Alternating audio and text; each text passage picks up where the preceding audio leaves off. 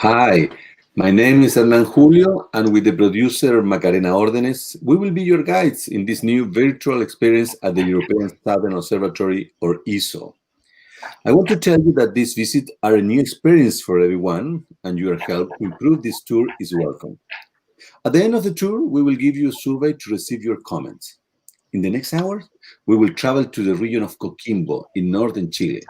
We will virtually visit La Silla Observatory at 2,400 meters above the sea level. But today we will have a special guest. With us is Elyar Sedaghati, ESO astronomer at Paranal Observatory. Elyar works each night trying to find and study exoplanets. How he does it? Please send us your question, and Elyar will try to answer most of them during the tour.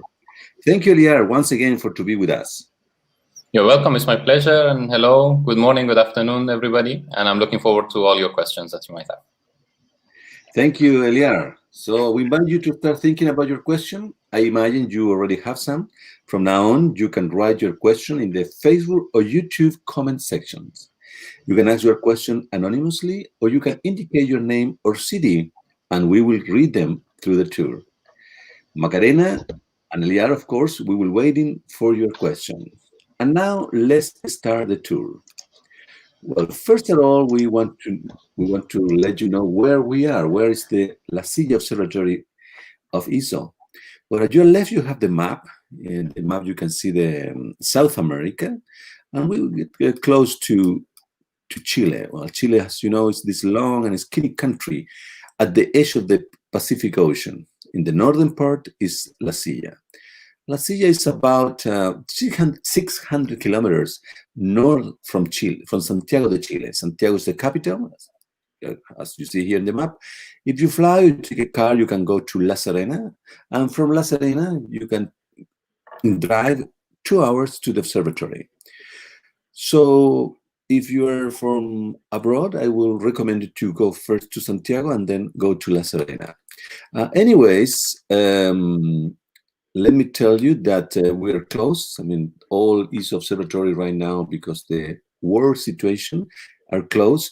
But we have, in a normal situation, and we hope to reopen it again very soon, we open for visits every Saturday at 10 o'clock in the morning and 2 p.m. in the afternoon. So you can book in our webpage for any Saturday. But remember, you have to be looking to our webpage or our Facebook, where we are going to announce when we are going to reopen. Well, let's start the tour. Here we are. Let me show you. We are in the Andes Mountains. As I told you, it's about 600 kilometers north from Santiago. And let's take a look to this mountain. They're awesome. This is Los Andes Cordillera, la Cordillera de los Andes. And these mountains could go up to 6,000 meters above the sea level. We are in one of these mountains, of course, not that tall. Actually, La Silla is only at 2,400 meters above the sea level. And here you can see the domes from far away. First of all, you can see this dome, the biggest dome, and this picture is the 3.6, one of the telescopes that we are going to visit today. And to the right, you can see the new telescope, the NTT, the New Technology Telescope. Well, also many people ask why it's called La Silla. If you can see here the mountain, the shape of the mountain looks like a saddle. So that's why the name of the observatory. We are at the east, and now we are going to take it. Just let you know. We'll take a look to the west. Okay, so it's about sunset, and here we're looking to the west, to the Pacific Ocean. Well, I think we have a overfly over La Silla fly. So Macarena have, I understand, a video. So we will not walk to the mountain. We will fly to the mountain, to the observatory. Let's see the video. Here we are with the video, and We will fly over La Silla Observatory right now. And as you see, we have many domes, about 10 domes. And today we're going to visit two of them. Most of the smaller dome are telescope, small telescope, of course, and also they are robotic telescope. We are going to visit the last two one. The first one is a square one that I showing here is the entity, the new technology telescope. As you can see, it's very different from the others because the new technology that we use in it. And also at the end over there, in the highest mountain, and you can see the biggest dome, which is the 3.6 meter telescope. We're going to go inside of these two domes and to visit these two telescopes that are operated by ESO. At your right, you can see the CEST, which is a radio telescope. Right now, it's out of order, and I remind you that today the main radio astronomy that we make in Chile is in the northern Chile, in the Altiplanic, in Changnan-Tor Plateau, where is the ALMA, the Atacama Large Millimetric Array, with 66 antennas. But today we're going to visit the 3.6. Let me get down. We'll go to the floor again, back to the floor. And here we are at La Silla Observatory. First of all, let me show you this gorgeous view of La Silla and also the mountain, the surrounding. We're looking to the west now. The sun is about sunset. It's about the sunset. And you can see the clouds. Those clouds are over the Pacific Ocean. And also to the left, we will be able to see the radio telescope. So as you see, we're going in 360 degrees around La Silla Mountains. There you can see the Andes Mountains at the sunset with these gorgeous colors. Well, also tell you that from this viewpoint last year, July 2nd last year, we have a great event, astronomical event. It was the total solar eclipse of July 2nd last year. In this from this place, about 1,000 people were able to see this great astronomical event, a total solar eclipse. We will not have another one going over La Silla until the year 2231. So all of those that we were there last year were very lucky. Well, let's go to see the telescope. Let's go inside the telescope. First, I'll just point out again, here we have the entity, the new technology telescope, and we will go inside of the 3.6 meter telescope. Here we are. As you can see, it's a big telescope. And well, especially the dome is very impressive. The dome in this image is open. We have it's the day, but we have open just for the pictures. As you can see, this is a very huge. It's a huge dome. Actually, from the ground, from the telescope platform, which is right here, to the top is about 25 meters. Actually, let's get close. There's somebody down there. Here we are. See, we have an engineer, I think. It's right there, about 1.8 meter high. So you can see the size of this telescope. Okay. Well, the first thing that we can notice in this telescope, that we have a blue part and a light blue part. The blue part, the dark blue part, is the mount. In this case, it's a quaternion mount.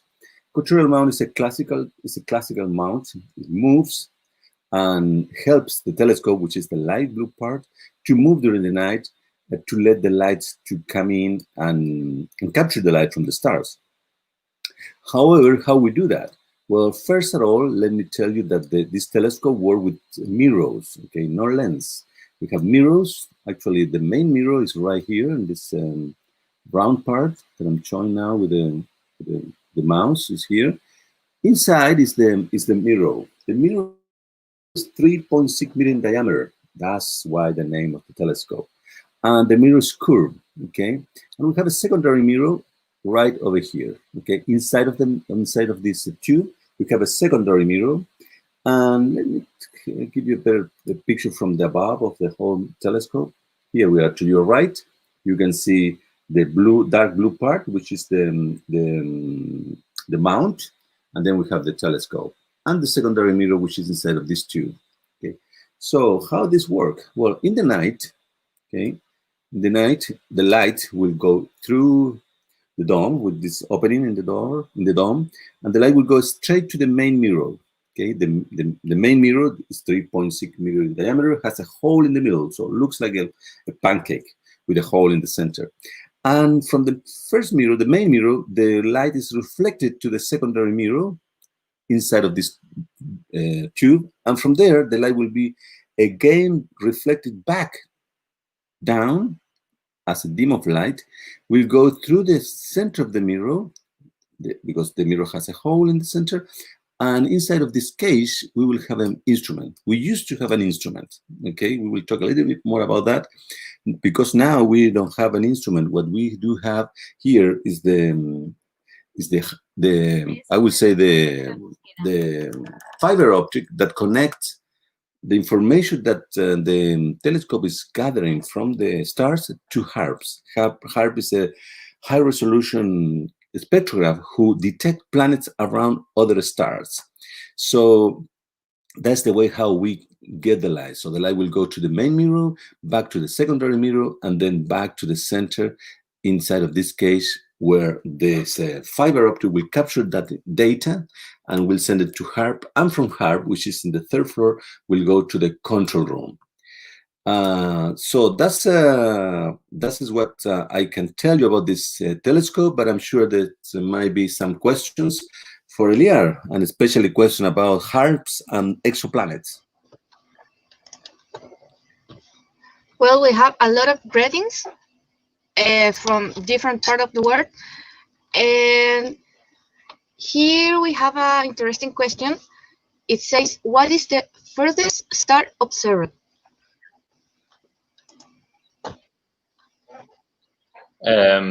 Okay, so we actually observe many galaxies very, very far away. So we don't actually observe individual stars when we look at other galaxies. I mean, we do only for the very, very nearest galaxies to us.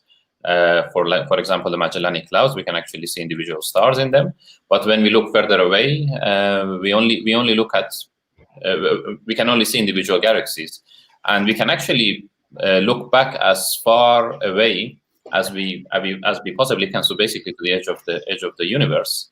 And so, as you know, as we look further away, we are looking further back in time. So we are actually looking at so we can actually observe galaxies that formed right after the Big Bang happened. So we can really basically observe the entire universe, especially with telescopes at Paranal and La Silla. Excellent. We have another question.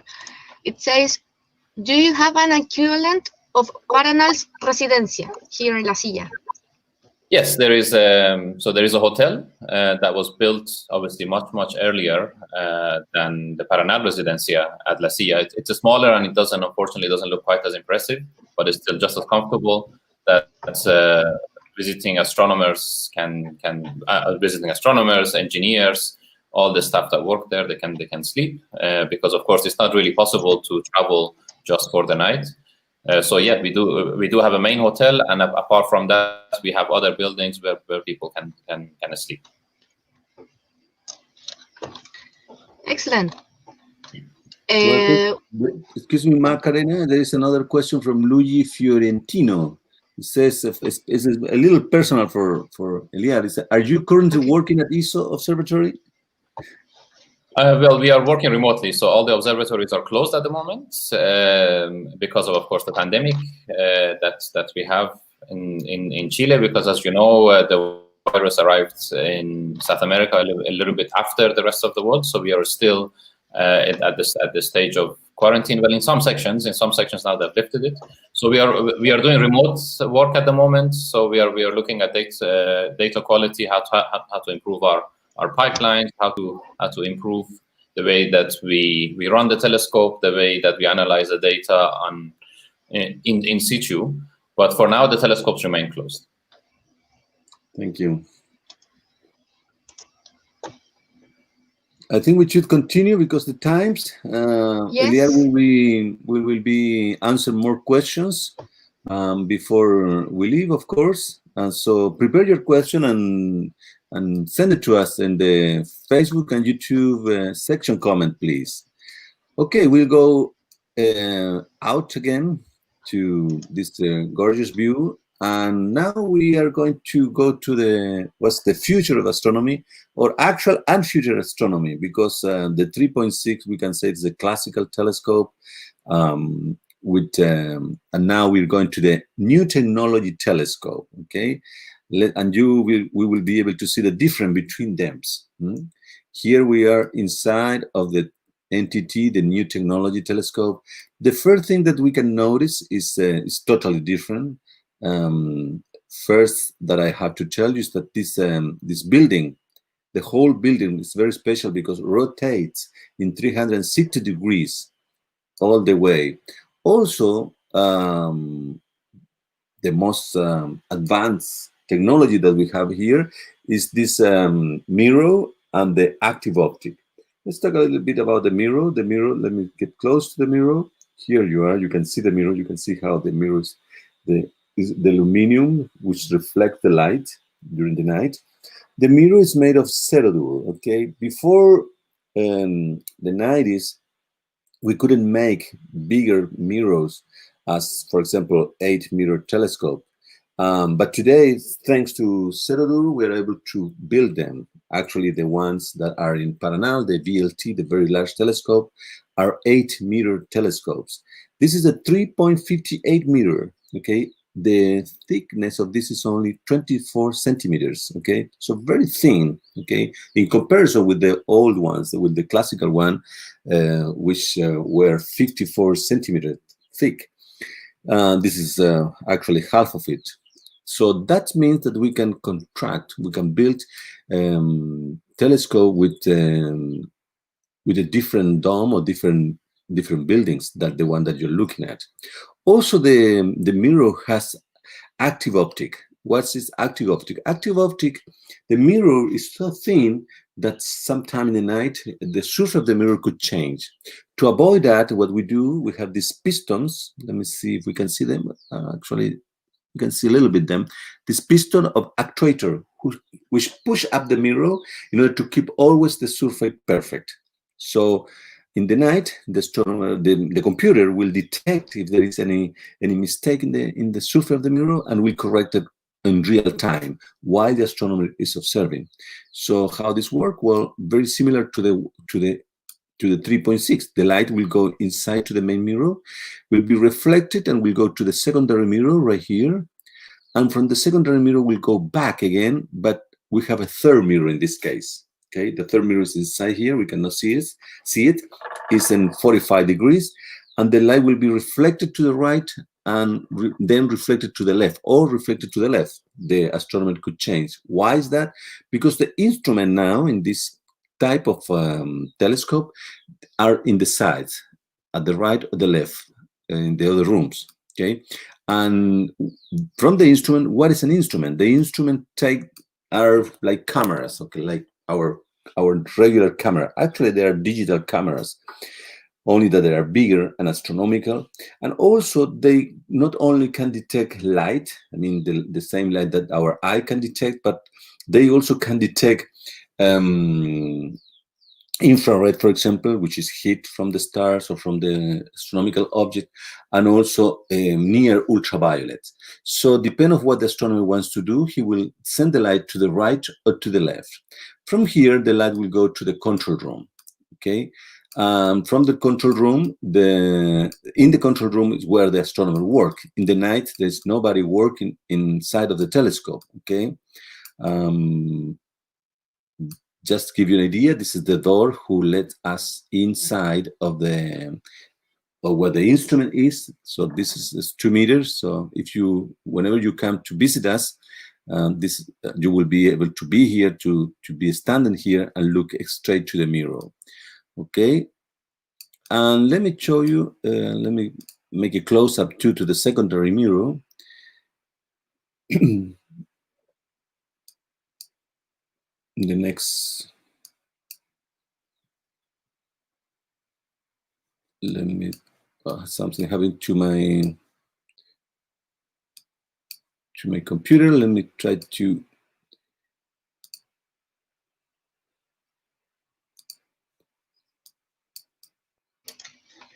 Nan, we have some questions here. Yes, while please. we are waiting to your computer. Yes, please. We have a question. It says, what characteristics must have a good telescope?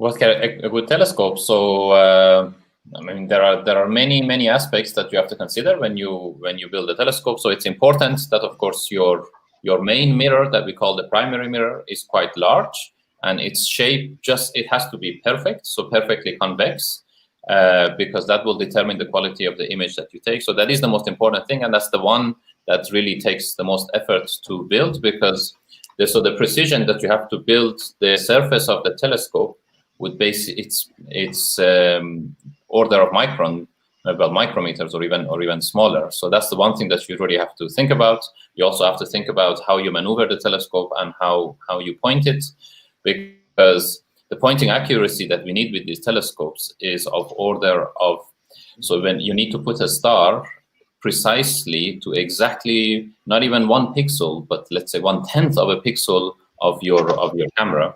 So that's also very, very challenging, and we have different systems that allow us to do that. But then that's just the first part. So that's once you build the telescope, then what do you do with the light that the telescope collects? And that's the job of the instrument. So it's also very important to have very sophisticated, dedicated, and specialized instruments that can analyze the light for your specific purpose. Excellent. Are we ready, Anna? Yes. Okay. There is well, now, as we're talking about, it's from the telescope. The information go to the control room. So I think we may have a video from where the astronomer work every night, and also we will ask Elyar if he can answer some more questions from our guests today.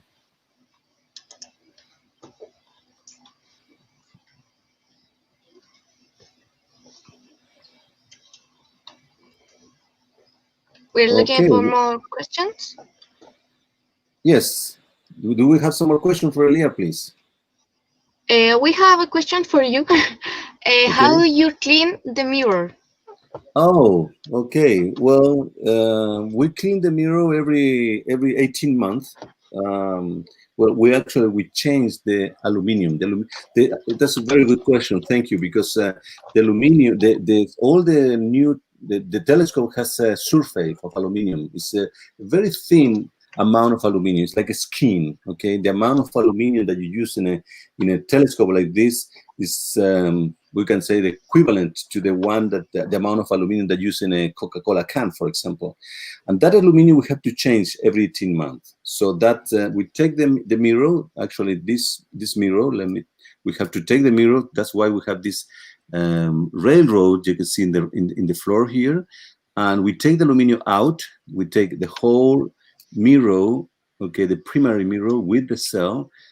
We take it out from here. We take it from this platform, and in the case of La Silla, the realuminizing area is in the 3.6, in the first floor of the 3.6. So we take the mirror over there. We take the all aluminum when we are in the realuminizing area. We take the all aluminum with a special chemical, and we put the aluminum inside of a vacuum. And in the vacuum, we put a new aluminum layer, and then we take back the mirror back to the telescope, and that will take around 10 days. So that's one way. Also, we wash, let's say, washed aluminum with the CO2 or carbonic snow. we tilt the mirror and we spray the mirror without touching the mirror, and the gravity will clean with this CO2. We will wash the mirror, and that's I think it's two times in a month or something like that. Okay, I think we have to move to the control room, and I don't know if we can see the video of how the people work at the control room. Yes, we have a video of the control room.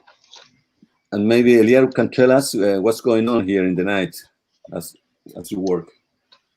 Yes, so as you can see, there is basically two distinct areas here. So the area on the left is the area where it controls all the instruments and observations with entity.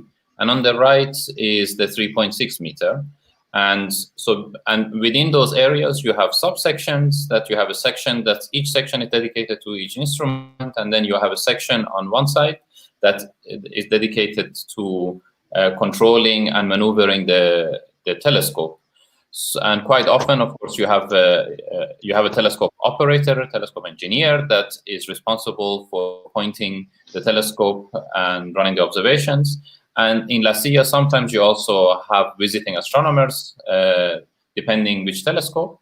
So you would also have an astronomer next to the telescope operator that decides on the order in which the observations are run and what exactly they want to observe. So where on the 3.6 meter where HARPS is, you always have visiting astronomers. So that's the only way that it operates, where the astronomer basically decides what they want to observe over a night or over 2-3 nights, and they usually prepare what we call a queue, and the telescope operator runs those observations. Whereas on the left at the entity, that's not necessarily the case, and quite often you could have just the operator doing the observations. Excellent. All right, excellent. We have another question. It says, how long a telescope lasts on duty? For example, how many years you expect entity to be useful for science? Entity is still useful, and we still do many observations with it, just like 3.6 meter and HARPS. I mean, they were built in late 70s, mid 80s, and they're still operational. And I think they will be operational for the foreseeable future. We don't have any plans for discontinuing them yet, because they're still very useful. I mean, of course, the older they get, the more maintenance they need, just like us humans. So as far as we have funding in order to run them, we will be upgrading them. And I mean, for example, right now we are both the 3.6 meter and NTT will be receiving new and upgraded instruments. Generally, what happens with older telescopes is that they move to kind of dedicated survey telescopes, where no longer you have a specific science programs that are run with them, as opposed to they just survey the sky and provide the community with a catalog of the sky in a specific wavelength and in a specific color of your interest. Excellent. We have another question here. It says, what are going to be the advantages of the telescope ELT over the Hubble? ELT over the Hubble, oof, you cannot even compare those anymore. I mean, so ELT, the extremely large telescope, is being built basically next to the site of Paranal, Cerro Amazones. In fact, its control room is the same as the control room where I work at Paranal Observatory. And that will have a 39-meter diameter telescope, segmented mirror, sorry. And so of course, the advantage that Hubble has is that it's in space. So it doesn't. So the images that you take with it, they don't actually get affected by the turbulence in the atmosphere of the Earth. But ELT will have, just like we actually have in Paranal, adaptive optic systems, whereby you have lasers that create fake stars onto the sky, and we observe the variations of these fake stars onto the sky, and we, in a closed loop, we apply corrections to the mirrors.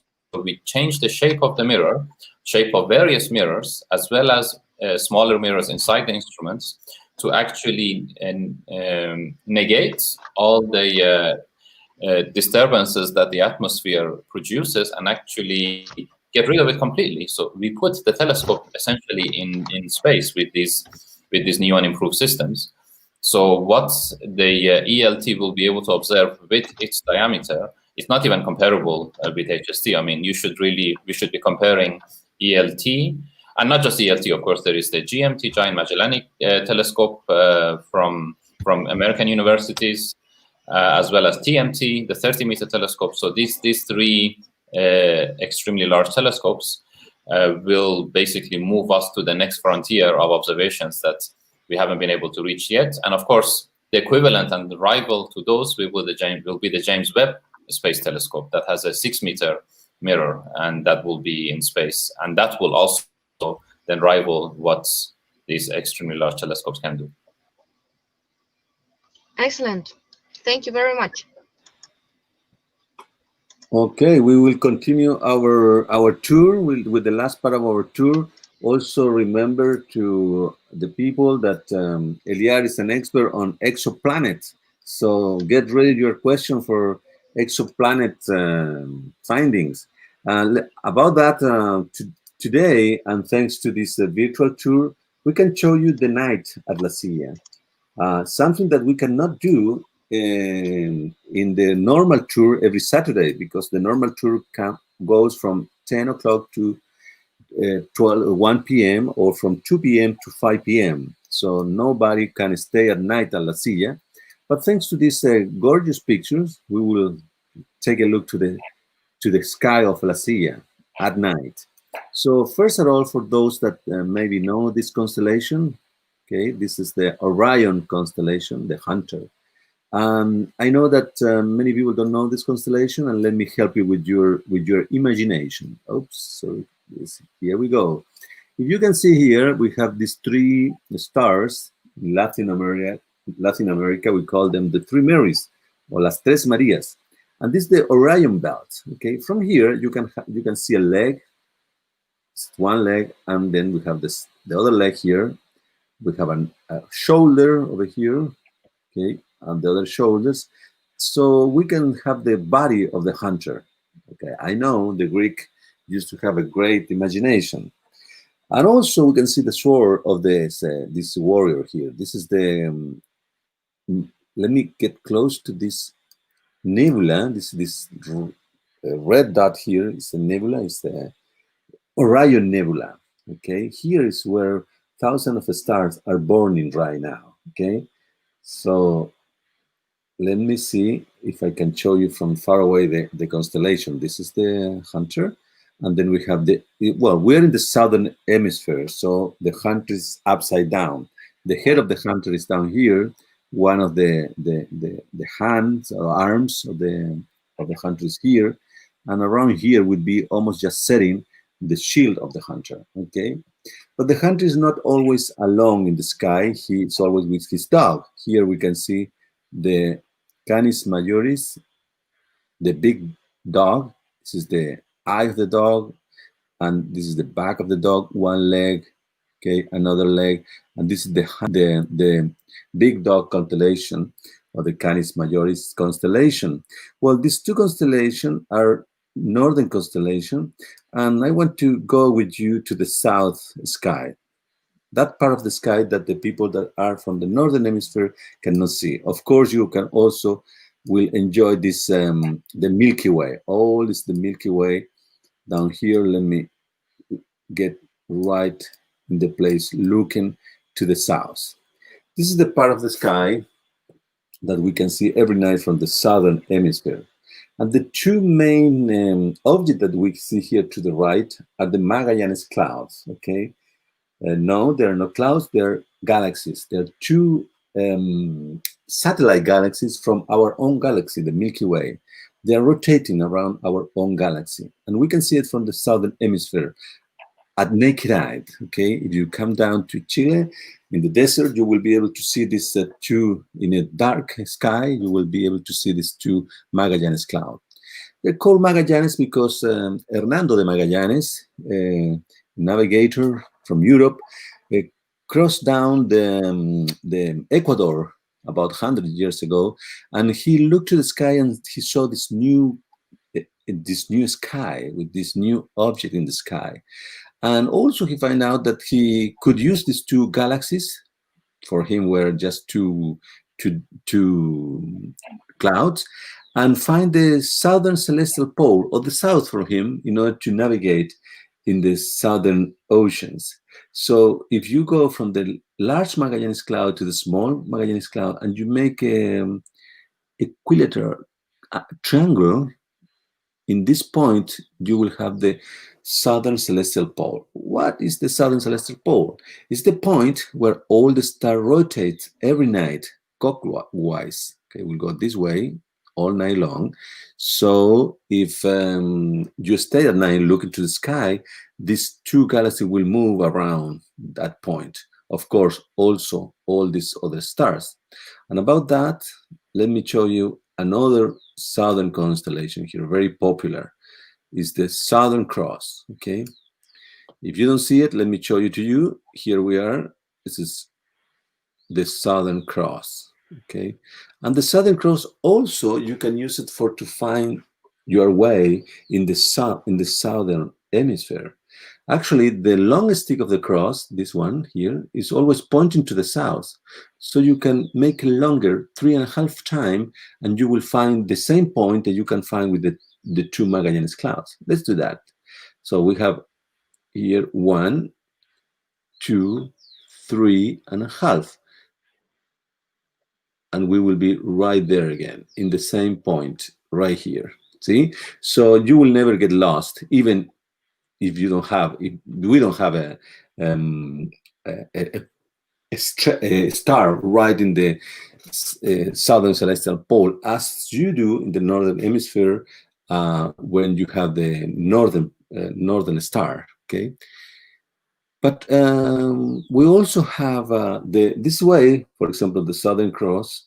How we make the Southern Cross is we put together this point of light, right? Well, as you know, in Latin America, we also have people, civilizations, okay, before the Spanish came, and they also were very good astronomers. And they have this gorgeous sky that you're looking at, especially the Milky Way. For them, the Milky Way was a river, okay? And in this river, animals came down to have water. And one of the most beautiful constellation we call Andean Pre-Columbian constellation, okay, is Llama, the Llama constellation. Here you can see, for example, is the head of the llama. If you go down, neck, the body of the llama, the legs of the llama, and this is the Llama constellation. What are these dark spots in the sky? Well, they are cloud of gas and dust, so dense that no light of the stars that are behind them can go through it. Actually, in the Llama constellation, the Llama has an eye right there, where is the Alpha Centauri star, and the Beta, and a little bit over here is the Southern Cross. But by the Southern Cross, we also have another dark constellation, Pre-Columbian constellation. It's called the Frog. Okay, for Western people, it's well known as the Coolsack. Okay, so as you can see, this sky is a gorgeous sky, and also was very well known from all the Pre-Columbian people that were in America. So I think we're about to have a coffee now, go down to Cafeteria and invite you everyone to coffee.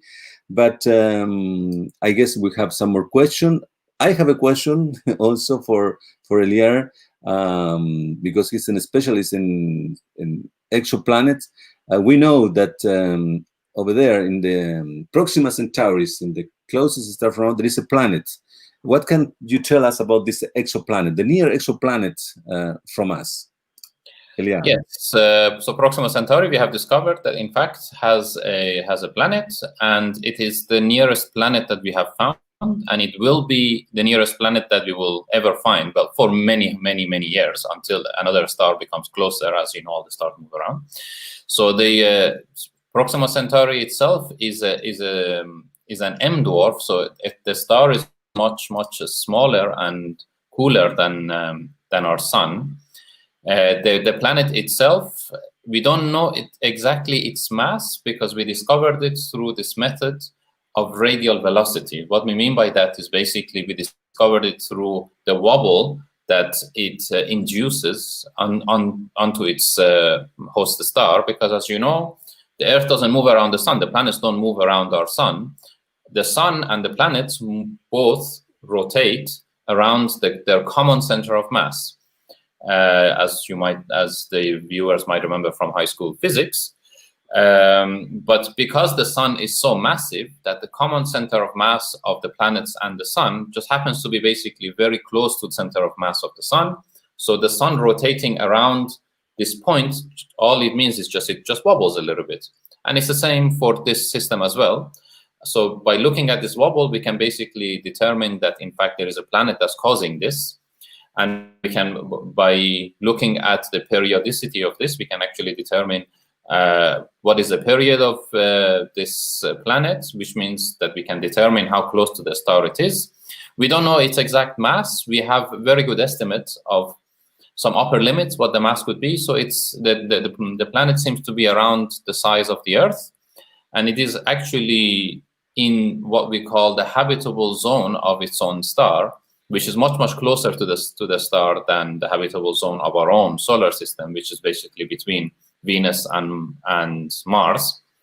But whether it's habitable, we don't know, because this star is a different kind of star. It has more X-rays. It is a lot more active. So we don't really know if this planet could be habitable or not. But it's very interesting, and in fact, there are plans to send probes to that star within our lifetime to be able to send pictures as well as take other data and to send back to the Earth. Well, wow! Thank you, Elyar. Macarena, do we have some more questions?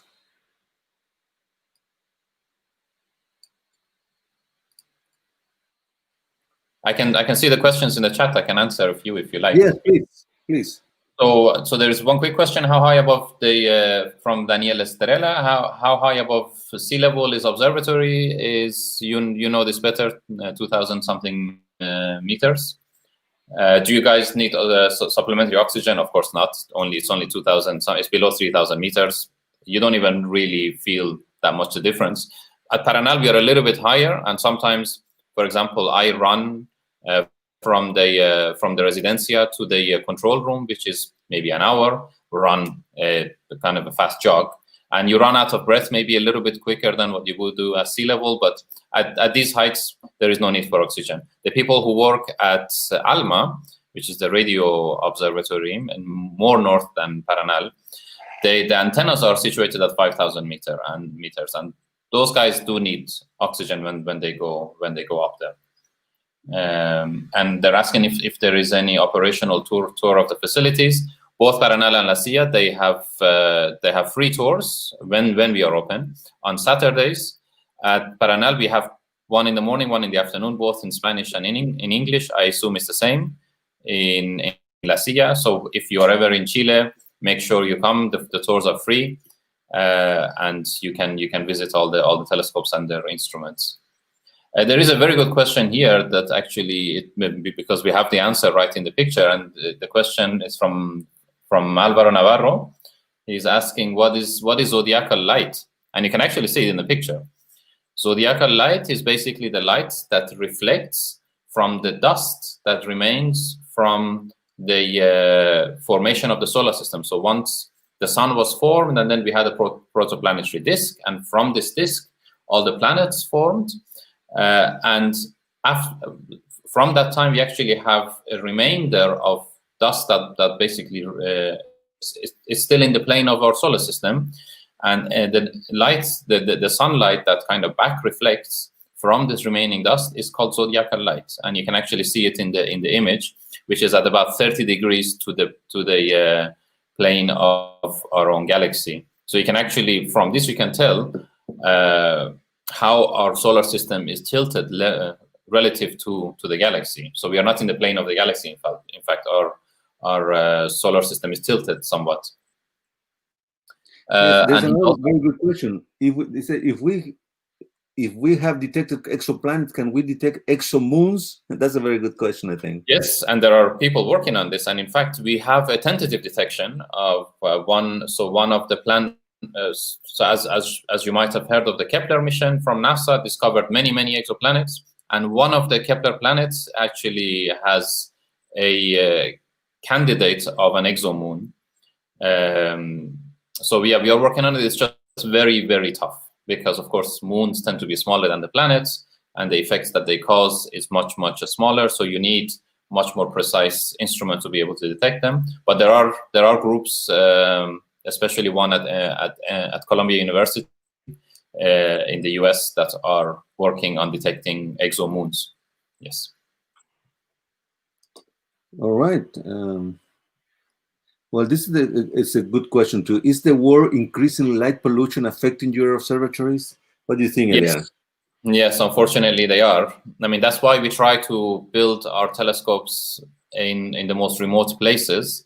But this is something that's affecting La Silla much more than Paranal, as you can see here in the slides. So there is actually the Panamericana, which is basically the longest road in the world, that passes through Chile and passes right next to the observatory. And since recently, there were some new lights that were installed on the highway that is actually causing pollution for the observatory at La Silla. And of course, the urban areas getting larger is causing light pollution for the observatory. In Paranal, we have quite a few minories that are not far from the observatory, and they can cause light pollution as well as chemical pollution in the atmosphere that impacts our observations. So yeah, this is something that we worry about, and that's why we try to always build observatories as far away from urban areas as possible. All right. Well, we are walking down from the telescope to the cafeteria. We want to invite everyone to a coffee, and also we have some more minutes, a couple minutes more for the last question. So let's get ready for those questions while we have a coffee at the cafeteria, where, of course, is the hotel where the astronomer sleep and rest. And here we are. So let me show you a little bit around, where every day and every night the people from the observatory works and have the rest and their meals. There is some more question, I think. Yes, there are. I see. Well, many. Yes. So would an exoplanet be able? So from Ted Ullery, would an exoplanet be able to survive supernova and continue to orbit a neutron star? Absolutely. This was actually the very first exoplanet that was discovered in the late 1980s. That you don't actually hear about so much, because we hear that the first exoplanet was discovered in 1995.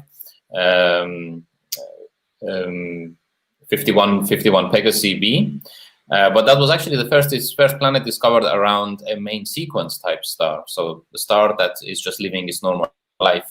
But in fact, the first planets were discovered around neutron stars, and just recently we actually discovered the first planet around a white dwarf. So white dwarf is a remnant of a star after it goes through a supernova phase. So we know that planets, in fact, do survive the supernova explosion, or maybe it's not an explosion, but the slow death of the star. So yeah, this is opening a whole bunch of whole new field of study.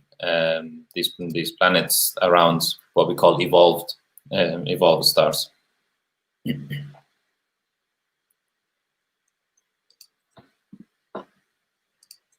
Okay, you can choose any question, please, that we have. From Alice Candeas. So she's asking, do you guys research gravitational lensing there?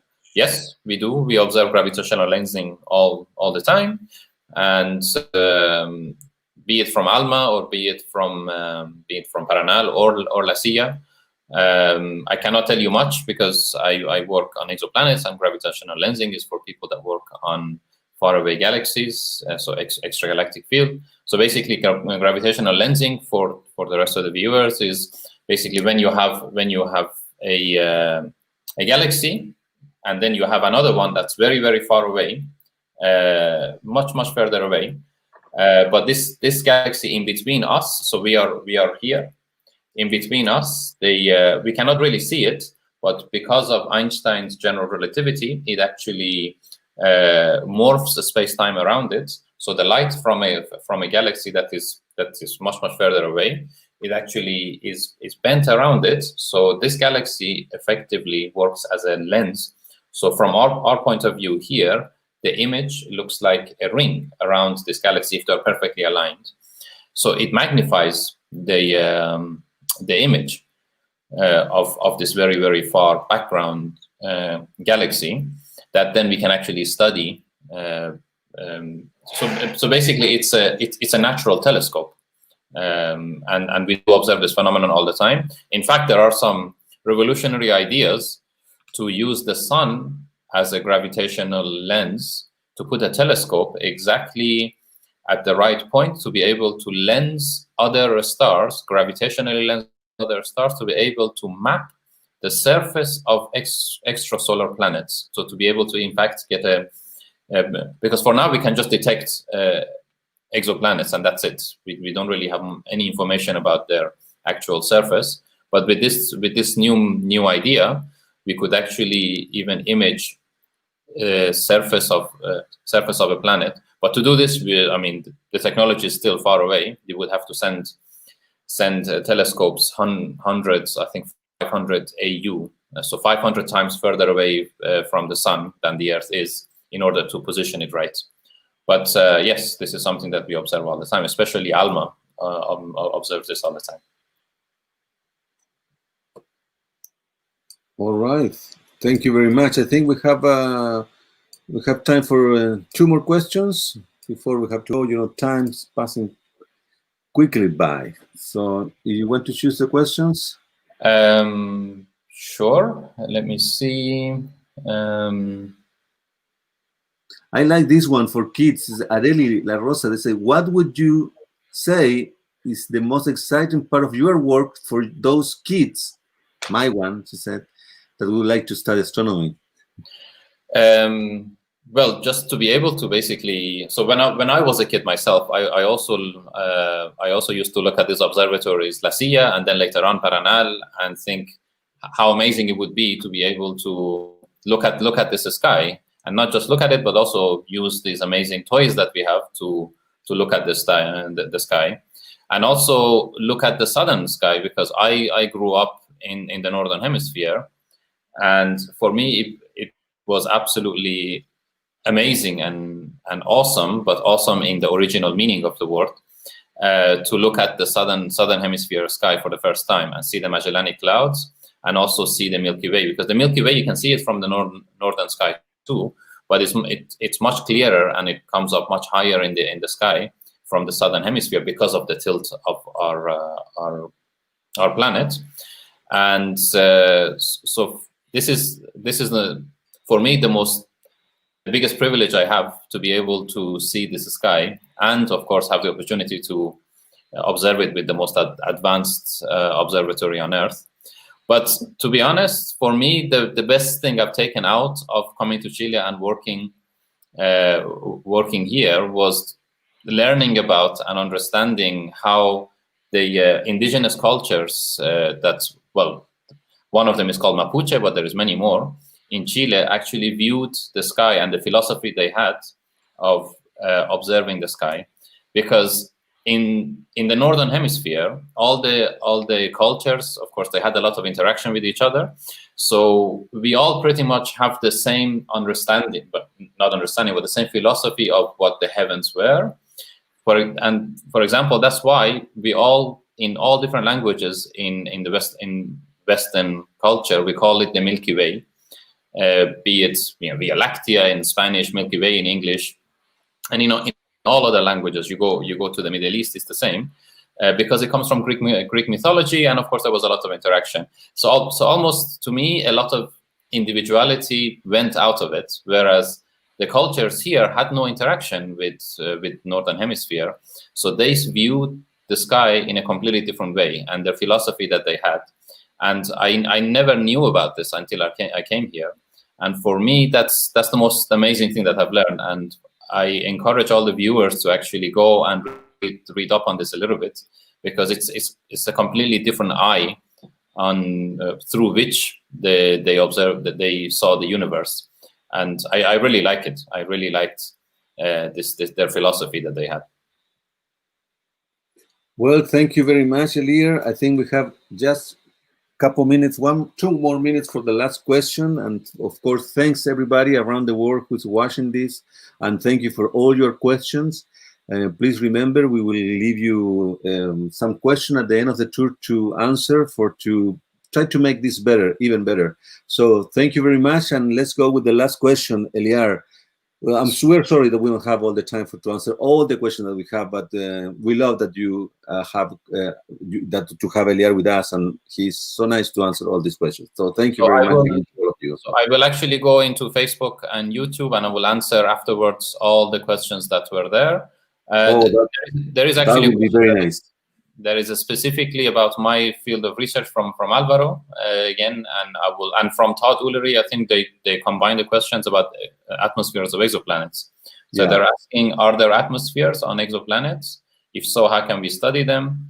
And so Todd is also asking, how would you measure O2 in the atmosphere of exoplanets? So this is exactly my field of research.